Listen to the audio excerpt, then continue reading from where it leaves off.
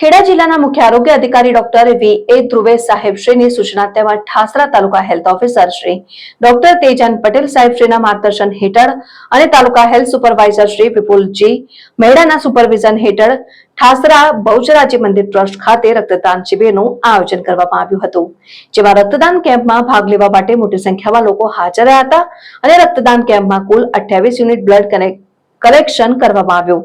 આ કેમ્પને સફળ બનાવવા માટે ઠાસરા નગરપાલિકાના માજી પ્રમુખ શ્રી દીપકભાઈ, ઇરશાદભાઈ, સિરિલભાઈ, અબરારભાઈ તથા અંકિતાબેન તથા આરોગ્ય સ્ટાફ અને ઠાસરા નગરના મિત્રો, વડીલો, ભાઈઓ અને બહેનો મોટી સંખ્યામાં હાજર રહ્યા હતા। રક્તદાન કેન્દ્ર નડિયાદ સ્ટાફનો ખૂબ સહયોગ મળવા બદલ તેઓનો આભાર વ્યક્ત કરવામાં આવ્યો હતો। મારું નામ સૈયદ મોહમ્મદ અબરાર છે। હું ઠાસરા નગરપાલિકા પેટર્નથી કાઉન્સિલર ચૂંટાઈને આવું। अच्छा, रक्तदान તમે કેટલા સમયથી કરો છો? રક્તદાન હું લગભગ મારા 4જી વાર હું મારો રક્ત આપવા આવ્યો। અચ્છા, એનાથી હવે લોકોને શું આ બાબતે જાણ થશે?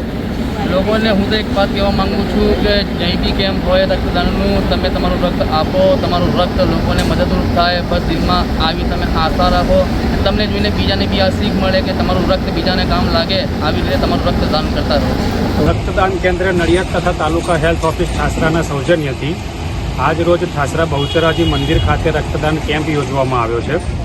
રક્તદાનનો હેતુ આપ સૌ જાણો જ છો અને બધાને ખબર જ હોય છે।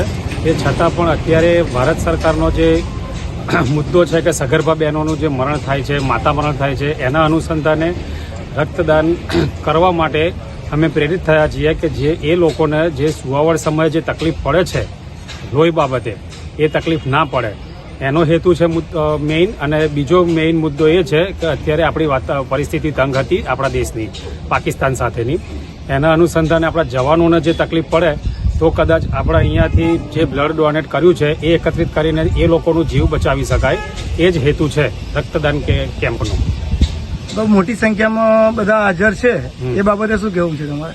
બસ એ લોકોને અમે અમારી જે કોમ્યુનિકેશન કરેલ છે કે ભાઈ તમે રક્તદાન કરજો।